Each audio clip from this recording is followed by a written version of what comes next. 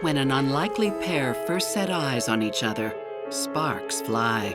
He charmed his way into her life, and she just fell for it. I think he's kind of hot. She could get anybody she wanted. You know, they say love is blind. Something urgent just came up. Their spontaneous lifestyle is full of passion. He was fun. He was adventurous. They used to travel all over the world together. But when desire turns into deceit, there's no telling how far this couple will go to hide the truth Ricardo, you can't be serious. and seek revenge. Yeah, just watch me. The police officers didn't know what they were walking into. When you hear screaming, it's gut-wrenching, knowing that you can't help. Love may be blind and marriage bliss, but divorce is murder.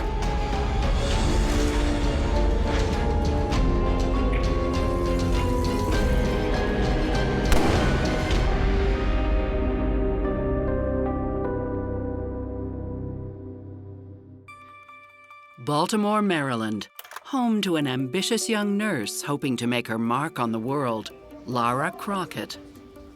She works the night shift at one of the city's busiest hospitals. Don't worry. I'll keep checking on you. It's gonna be fine. You'll see. And takes great pride in her work. Laura was a very giving person, a very caring person. She loved that aspect of taking care of patients. Lara, I believe, really, truly loved nursing. I saw it in the way she took care of her, her patients.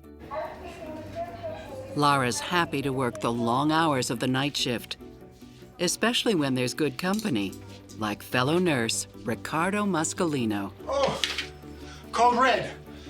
Code red. Patient has an elevated heartbeat. Vital signs irregular. How about doing some actual work before you cause a real emergency? He did have a good sense of humor. He made everybody laugh. Ricardo was a funny guy.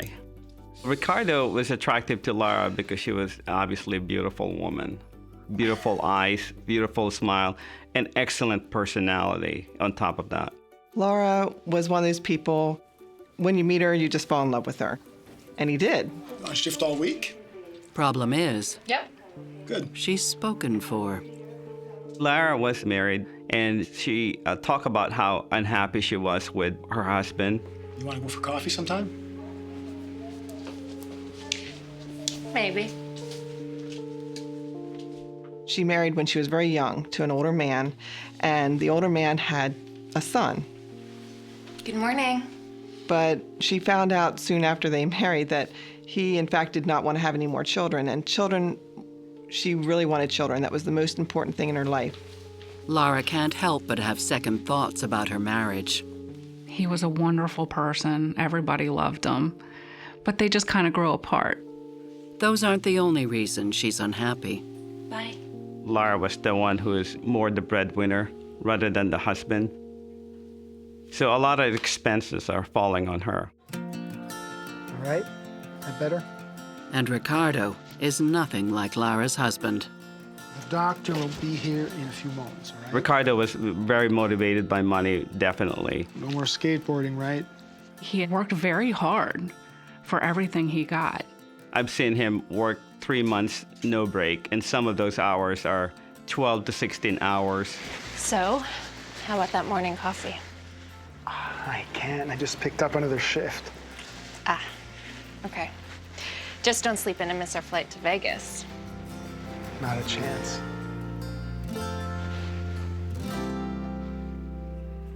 Ricardo, Lara, and I and her sister went to Vegas to do a nursing conference.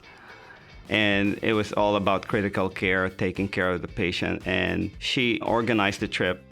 So what do you think of Ricardo? My sister was trying to set me up with him. And when I saw him, I said, No. No? Well, not for me. I think he's kind of hot. One of the nights, Ricardo and Lara hooked up. They spent the night together. We returned to Baltimore. They continued that relationship. Lara was married still at that time. She wasn't divorced or separated. she had met her first husband when she was young, very young. And then she met Ricardo, who kind of was in, the same field and doing the same thing and wanted kids. And they just had more in common at the time. So he charmed his way into her life, and she just fell for it. Ricardo and Lara couldn't be happier.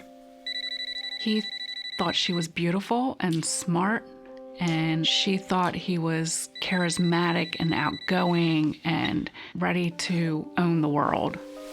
Yeah. Yeah, I'll do it. I'll be here soon. Who is that? Hospital. Short-staffed. Again? Gotta go. While he romances Lara, Bye. Ricardo also spots an opportunity at work. There's been a nursing shortage for a very long time.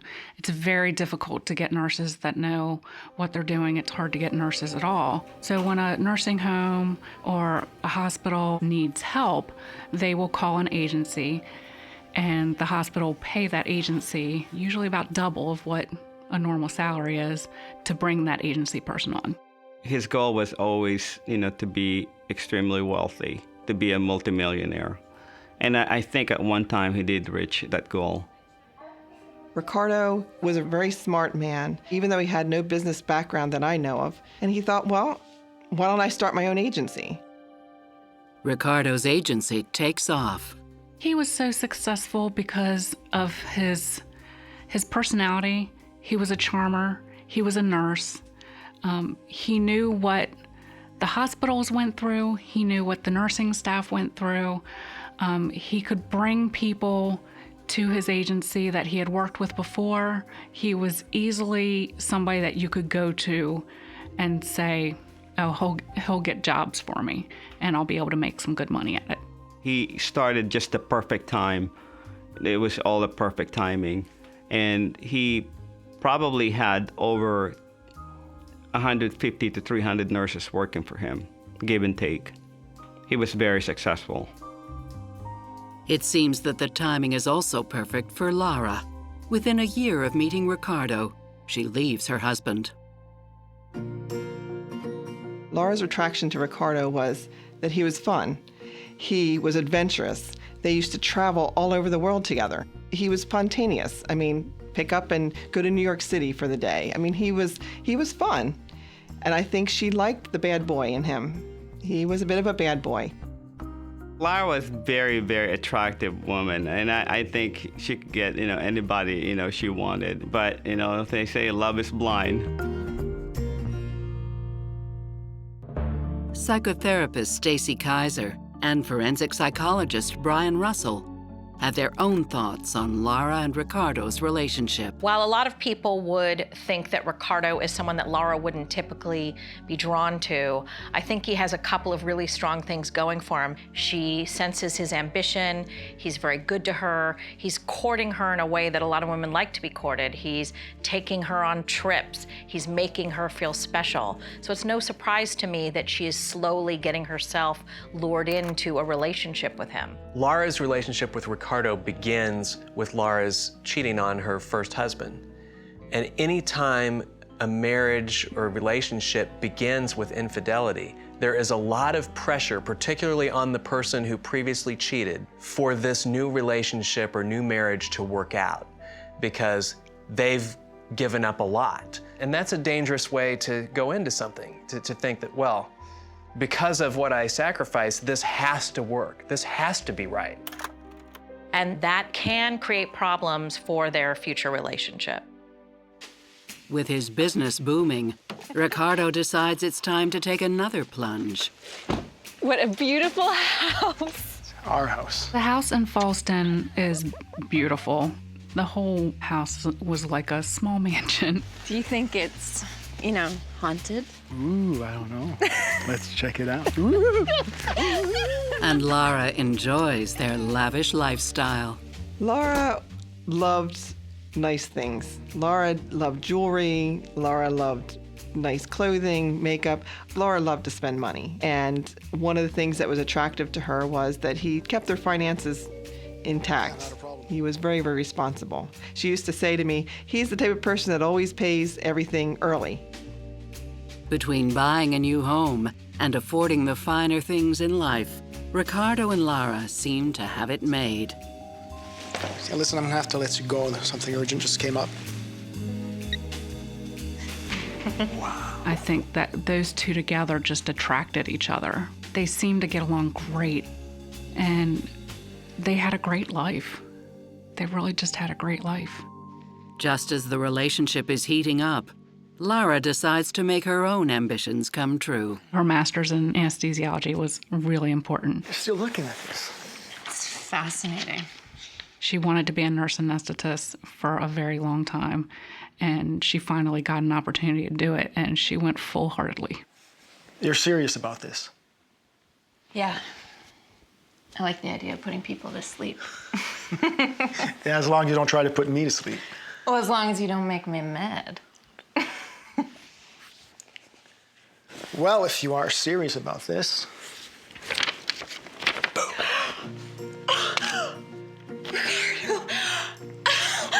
Oh, you're amazing. Thank you, thank you. You happy? I'm happy. Oh, you're incredible, thank you. He paid for her to go back to school and get her master's. I knew you were worth it. But it's not exactly what he had in mind. Any room in there for me? She'll be moving to Washington, D.C., while he stays in Baltimore. Always. She saw it as a great opportunity. She just saw it as a better type of job in nursing. Don't go. It's only an hour away. Bye. While Lara studies, Ricardo focuses on work. Ricardo would travel to Florida a lot for the businesses he had down there. But Ricardo's travels and Lara's ambitions come at a cost. The physical distance was going to put pressure on their relationship. And at that time, it was probably more important for her to pursue anesthesia, to become, a nurse anesthetist. They broke up at that time. And she's lonely in D.C. Hey, Jonathan. I was looking for you before. I wanted to let you know. I got my biology test back. And Lara at that time started seeing, different people. But Ricardo, he was extremely upset about that. I really, really appreciate it. I might have a few more questions. Ricardo, what are you doing here? Is this why you wanted to come to school? Don't start. I haven't even begun to get started. It's okay, just give us a minute. All that money I lent you for school, I want it back. You know that I don't have it. And I'll see you in court. What? Ricardo is the kind of person that if you cross him with money, you'll definitely end up in the court. She learned very early in the game that if he was to pay for something like he did for her schooling, she would end up hearing about it. Ricardo would sue anybody he think he could get a dime out of. And it was his way of life. He really could sue anybody, and if he thought you did him wrong, he found a way to try and get his money. Ricardo, you can't be serious. Yeah, just watch me. He's sued many people, but to do it to the person you're in a relationship with is just bizarre. But will Ricardo's bizarre behavior tear them apart for good? She made a comment that, Ricardo, you don't even care about me. And it devastated them.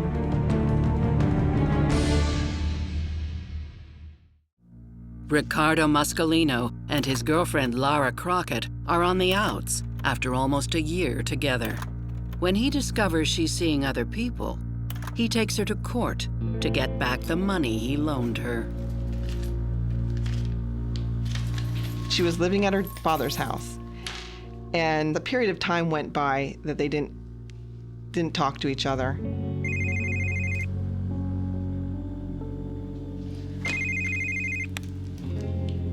Ricardo, what do you want? At some point, they started talking to each other again, because I remember saying, why would you go back to someone that would sue you? Lara, don't be like that. I miss you. Well, you have a funny way of showing it. Why did you come to my school and embarrass me in front of my friends? Oh, come on, I was upset. Up until now, you don't care about how I'm doing, you don't pay attention to how I feel. That's not true. Okay, I think about you all the time. I can prove it. Oh, come on, Ricardo. Check the intersection near your dad's place. What? Yeah. Every time I drive by, I think about you. And I throw a penny out the window. So he told her, go to the intersection now, and you'll know that I'm thinking about you. And when she went to the intersection, it was filled with pennies. It just won her over. It just melted her inside because he's not a loving person. He's not someone who, oh, I love you, honey, this or that. She realized he loved her. Lara gives Ricardo another chance, and he drops the lawsuit. Within the year, the off-again, on-again couple makes their relationship permanent. They got married in Hawaii. They got Maui'd. He paid for everything for everybody. His family was there, and I was there, and it was actually beautiful. It was so much fun to be in Hawaii and share the time that we had together. Lara decides that she's going to disregard the lawsuit, push aside her anger, and get back together with Ricardo. I think that's partly because she's still very young. And so she isn't really clear about how people should behave, how one should be treated, what respect really looks like. And most of us, if we were her friends, would look at that and tell her, he's nutty.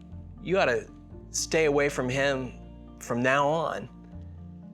She might see that as, wow, but he's just so hurt by the fact that I'm not with him. I have to go back. I'll never find anybody that loves me this much.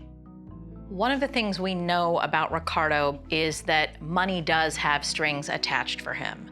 And so while it seems very kind-hearted that he is paying for everyone to go to Maui for this wedding, it does make me wonder if by any chance there are some strings that we don't know about yet that are attached. I've seen a number of guys do like Ricardo may be doing here, which is to do a whole lot and give a whole lot financially to a woman in the mistaken belief that, well, if I give all this stuff and I create this amazing lifestyle, then she'll never leave me. You never want somebody to be with you because of the lifestyle that you can give them, and it's not even gonna work anyway. More often than not, in my experience, the person does not feel anchored and bound to stay forever because of that. Quite the opposite. Now happily married, their thoughts turn to children. Unfortunately, what happened was she had at least one miscarriage. When she had lost the first baby with Ricardo, it was a boy, and it devastated them to lose that baby. They were both really upset over it. They think they know why. Lara was working in anesthesia department, so they both thought that maybe the gas that escaping, they thought that that was, causing the miscarriages. Lara decides to quit nursing, and it seems to work. Lara was born to be a mother, so when she finally was pregnant with her first child, she was just so happy. So Victoria was born, and she wasn't here very long before Lara was pregnant again. Within 3 years, the couple has 2 more girls, Shannon and Kayla. Hang on, Victoria, I'm coming, baby. Hang on, I'm coming. She was so happy to be having children. I'm coming. She loved her children. That was her world. For nearly 10 years, the family is happy. Careful. Ricardo loved being a father. I think he had his good days and his bad like any parent, but he loved his kids. Checkmate. Ricardo is very good at chess, and his oldest daughter loves chess. Why, you think I'm gonna let you win just because I'm your father? You didn't pay attention. She can't beat her dad. Oh, come on.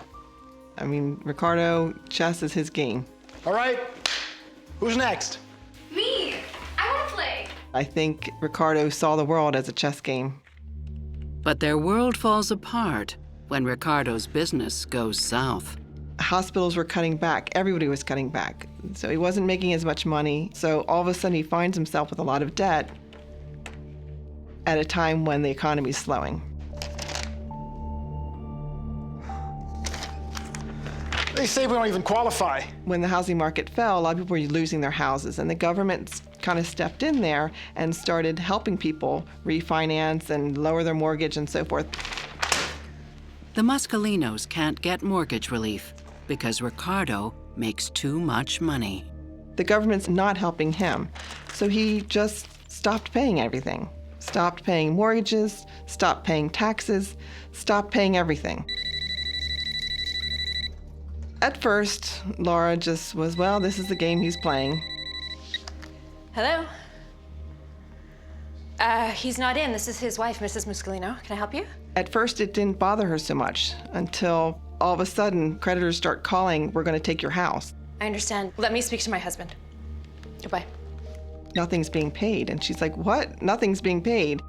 She hated confrontation. She would never confront anybody about anything. And she was a procrastinator. I mean, she was becoming very frustrated with the finances, the constant creditors calling, the constant worry about whether they'd lose their house. I used to say, you should really find out what your finances are. And she would say, well, I'll do that tomorrow.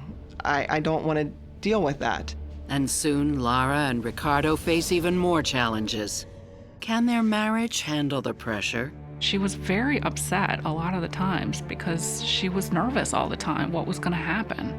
Ricardo! They have a lot of problems and they're not discussing it, and she's feeling very lonely.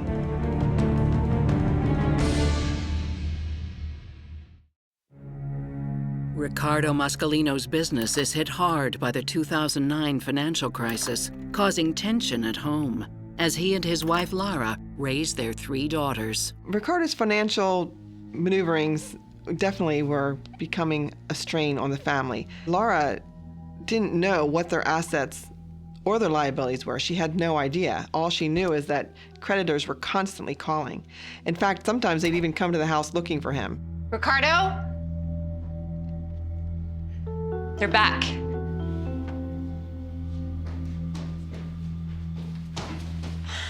She wasn't the type of person that wanted to be sued and wanted to be dealing with creditors calling. She was very upset a lot of the times because she was nervous all the time what was going to happen. Just when Lara thinks it can't get any worse, it does. The IRS was coming after him and any property that he had to get their tax money back. There was a chance that they were going to foreclose on their house in Falston, and that's when she became very alarmed. Ricardo! That was their home. That was where their children lived. That's the schools that the children went to.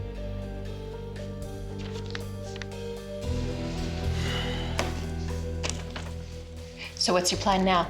Ricardo comes up with a crazy idea. I know.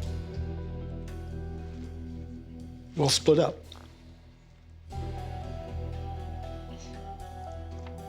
You want to break up? No, not for real. Think about it. All right, we put the mortgage in your name, and we'll be able to afford it. Don't worry. I don't know. Shh. I got this. I got this. They separated so that she would not have to suffer from his financial issues. And he actually moved to Florida for a good bit of time so that they could show that they were actually separated. And that's what stopped them from being foreclosed. So they were separated, but in reality, they were still very much married. She hated the situations that Ricardo would put them into. Hey, I'm just checking in on when you're coming home. That was their only way that they could think to solve it at the time. Then, to top it off, Hi. Hey. Ricardo stops helping with the family finances, claiming he's broke. Is that all you got, Mom? Yeah, that's it for this week. Things are a little tight. Put this in the fridge today. As soon as my sister had the mortgage put in her name, he stopped pretty much contributing to anything. He considered the house was hers, so she would have to pay for it. Mom, the internet's not working. Oh, okay. I'll take care of that later. She took care of everything for the kids. She took care of all the household expenses. Everything was on her. When's Dad coming home? I don't know, sweetie. Soon, I hope.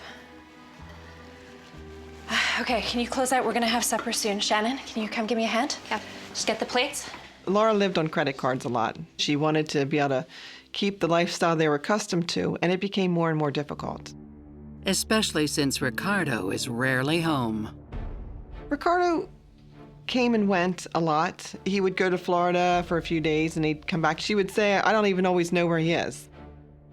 Even though Lara and Ricardo's separation is supposed to be fictitious, it's starting to feel like the real thing.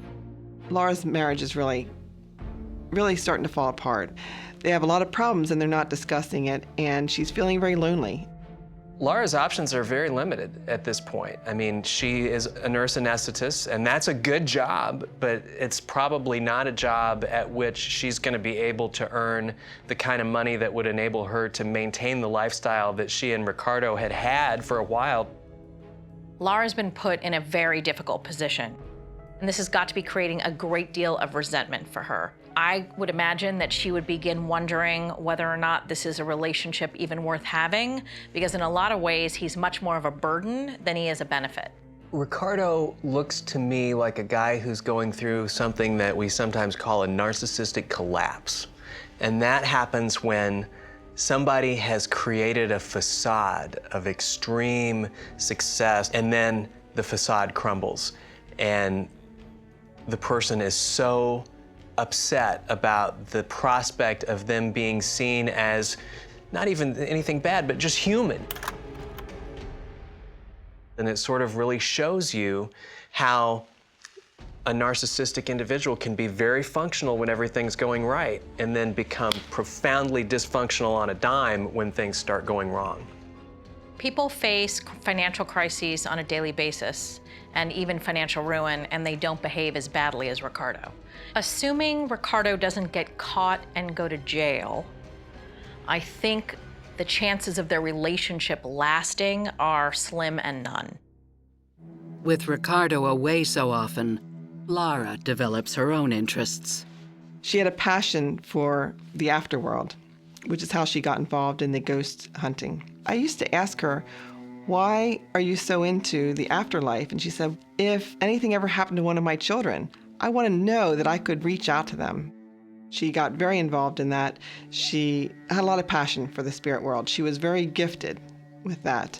And so that took a lot of her time. And I think it also made it so she wasn't as focused on how her marriage was. I think that helped her to have something else that occupied her life and her mind.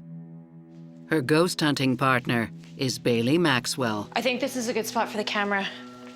It's infrared, so it can film in the dark. He looked like a young Ricardo, a bad boy. There's definitely something here. Feel it? You scared? No. Not when you're around. They would set up cameras and record things. They ended up becoming friends and talking about this ghost hunting stuff, and it was just something that they had that in common. He was a young kid, 22. He already had a child. He had no real job. You hear that? No. What is it? It's my elevated heartbeat.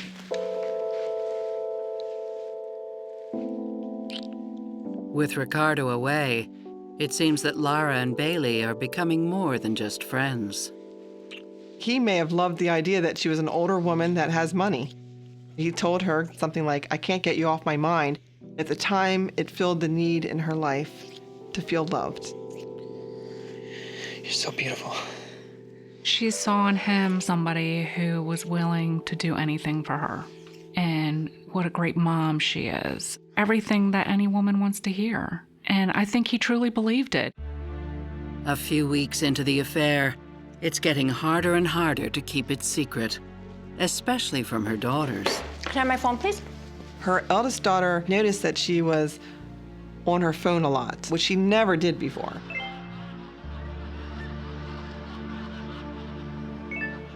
Mom. What? I'm just texting your aunt.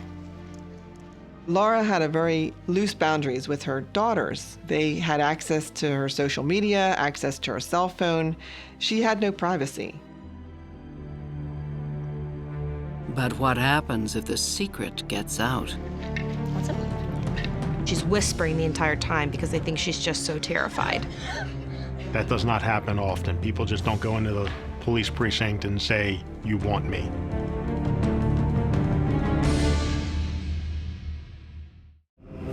After Ricardo Muscolino's business fails, his wife Lara turns to a new hobby and secret life to ease her loneliness. Except her hidden passion doesn't stay secret for very long. One night, Lara's daughter Victoria logs into her mother's social media account. For some reason, she just decided to start reading. And that's how she found out. She read the messages between my sister and this young man. Victoria was crushed seeing these messages. Her mom and dad, whether or not they had separate lives or not, was still her mom and dad. And nobody wants to see that mom is doing something that maybe she shouldn't be doing. The fact that Lara and Ricardo's daughter discovered Lara's affair had to have been very traumatic for her, because kids and teenagers hold their parents up to a standard. And so to find out that her mother, who she thought was, hardworking and still connected to her father, is cheating on him, had to have been quite impactful. I think Lara and Ricardo's daughter's discovery of Lara's affair is a great illustration of the indirect abusiveness of adultery when there are children involved, because it is going to eventually blow up the family. It's going to impact the kids in a negative way. And here you can just put yourself in this kid's place. Just imagine yourself finding out that your mother's cheating on your father, and how disillusioning that would be about whatever rose-colored glasses you had on about your parents and their love for each other. 1 week after the explosive discovery, Victoria hears alarming sounds coming from her parents' bedroom. Then, all hell breaks loose.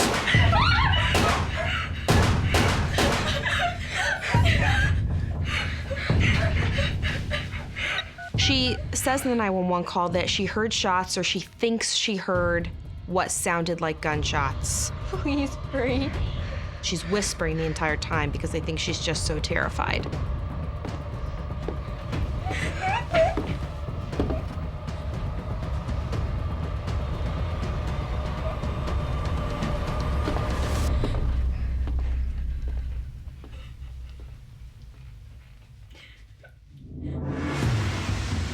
It's a busy night for Baltimore area police. In addition to Victoria's 911 call, the local sheriff's office gets an unexpected visitor. Police officers described him as disheveled. They thought maybe he looked slightly homeless. Meanwhile, police arrive at the Muscolino home. They started calling for any residents to come out again so they can come out safely and you don't have any incidents. The daughters came from their bedrooms. They were called downstairs, taken out of the house immediately. But not everyone comes out of their rooms. At that point, they noticed that the master bedroom door was still closed. And they went in, again, not knowing what exactly was going on inside that bedroom.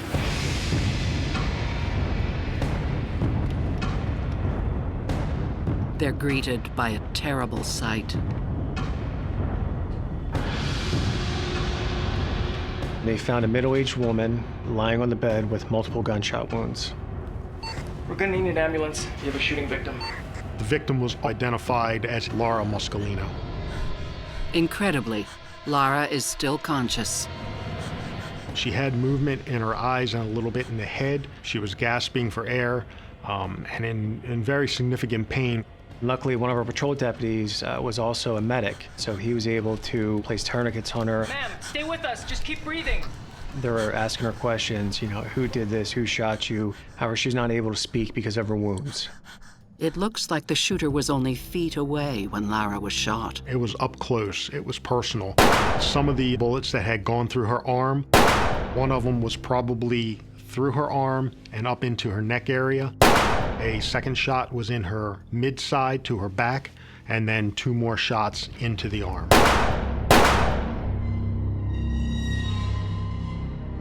And nearly as shocking, He put his hands in the air and said, "I'm a wanted man."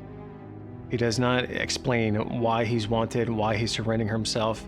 It seemed he thought we were already looking for him. That does not happen often. People just don't go into the police precinct and say, "You want me." After the man turned himself in, he's placed in custody.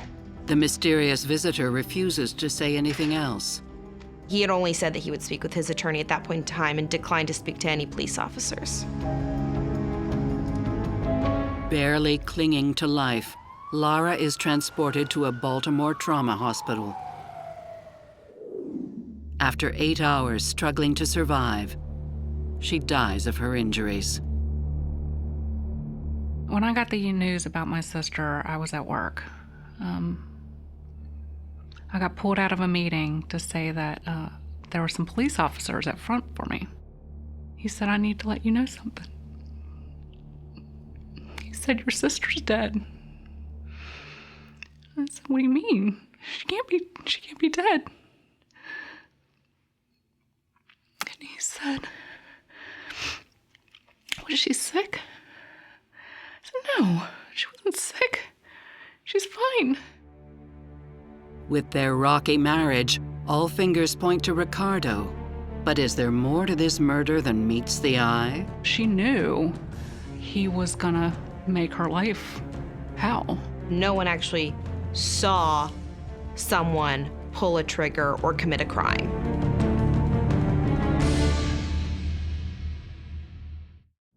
In a shocking turn of events, mother of 3, Lara Muscolino, is murdered by an unknown shooter. Investigators are hunting for her killer. At the police station, they take a closer look at the homeless-looking man they have in custody. And then, sure enough, they put one and one together by last names and figured he was related to that incident. He is none other than Ricardo Muscolino. He was, at that point, considered the suspect. He was taken back to the Criminal Investigation Division for an interview. Detectives discover that the day of the murder, Victoria told her father that Lara was having an affair.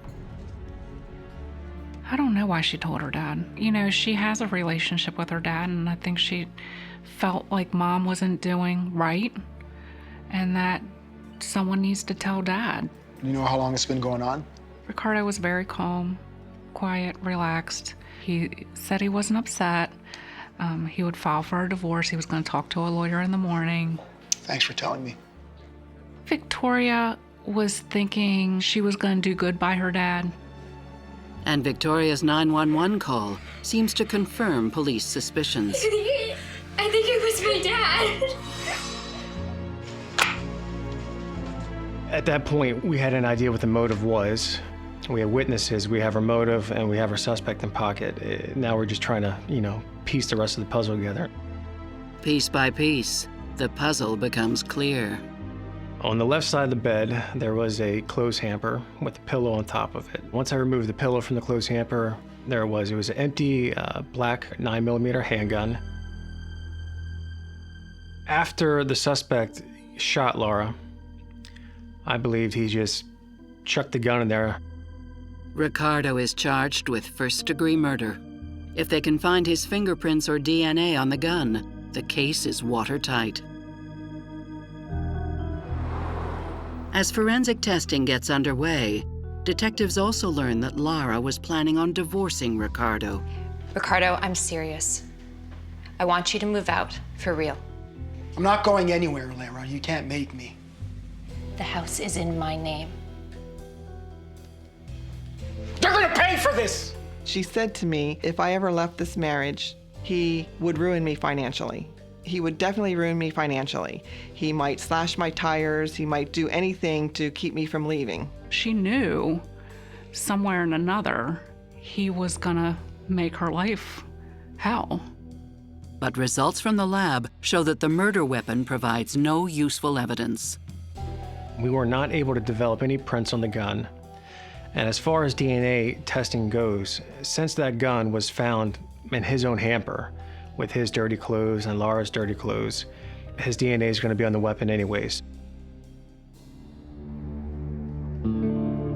Amazingly, Ricardo is released on bail while he awaits trial. I was furious when he got bail. Didn't think he was going to get it, and the judge decided that he wasn't a flight risk. It is very unusual for somebody to be released on bail that is accused of committing murder. Immediately, Ricardo hires the best defense attorneys in Baltimore. He thinks he can beat the charge. Defense's argument was, we don't know what happened in that room because no one actually saw someone pull a trigger or commit a crime. Then, surprising new evidence comes to light. There was an interior surveillance camera within the residence. The tiny camera was missed when police first searched the house. You wouldn't have noticed it just by going by. It was a small camera, and it was up on top of a shelf. It had been installed by Lara herself months earlier. The video was there so that my sister could see if there was any ghosts in the house. When police review the footage, they discover it was filming the night Victoria told her father about Lara's affair. The night of Lara's murder. The video shows Ricardo arriving home with Victoria. It all seems perfectly normal. The oldest daughter goes up the stairs. You see Ricardo let the family dog out. You see him get a glass of water. You see him go up the stairs. He gets to the top of the stairs and you can see him go directly into the master bedroom. Although the camera couldn't see inside the closed room, this new evidence is powerful.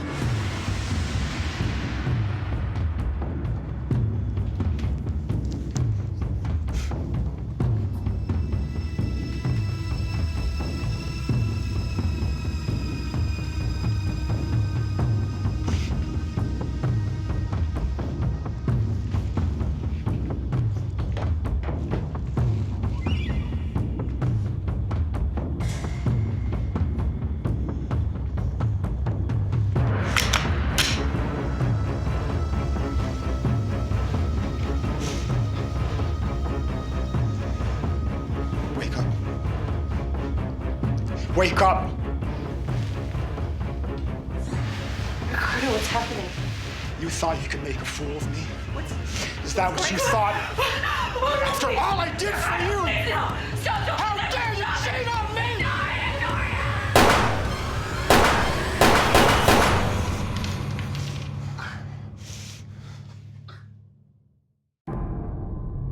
It's not often that you capture a murder, on film. It's like the holy grail from, an investigation standpoint to find that and to have that for trial purposes. Now, remember that he is a nurse, and he could have tried to save her and chose not to, which is even worse. I can't even imagine. I can't even imagine how you do that for someone that you love. But no one knows why Ricardo turned himself in. Ricardo never testified in the trial, and he never elected to speak to the police officers once he turned himself in. So really, we have no idea what his version would be. I don't think Ricardo snapped. Almost all behavior like this is the result of a progressive escalation over time, and I think that it is almost inconceivable that Ricardo did not at least think he might do this when he confronted Lara about the news of the affair. His ego was so tied to both his money and his wife. And so having lost both of those things and her going and rejecting him and being with another man could have been just enough to set him off to the point where he would think, I want her dead, and he would go and kill her. As always, I'm most empathic toward the children. Nobody could have foreseen that he was going to go and do that. And so I don't think she should be racked with guilt over that. On November 2nd, 2017, Ricardo is convicted of second-degree murder and sentenced to 50 years in prison. His motive is as old as time. I think that was his last way of controlling her. I think the more he sat there looking through those messages, the more he thought, if we get a divorce, I'll lose everything. The house is in her name. That's hers. The kids may want to go live with her. I'm not going to have anything. And how dare she do this to me? I don't think Ricardo feels remorse about, Lara being dead right now. What happened in that bedroom must be really rage, anger. Probably he felt that, a woman should always be loyal to him, regardless. Lara and Ricardo's 3 daughters now live with a foster family, though they're still in touch with their father. I think they have mixed emotions about their dad. They still love their dad. It's their dad. But their dad has put them in a bad situation. Now they don't have a mom or a dad. And nothing will bring Lara back. We were supposed to be able to have our kids grow up together. We were supposed to be able to have the girls have their weddings and do all that stuff together and grow old together. It's not fair that she was taken from her kids and that she was taken from her parents. I miss Lara all the time. She was a sister to me. We really were. I miss her at every holiday. I miss planning vacations together. I miss just talking to her. She's my best friend. And she's gone forever.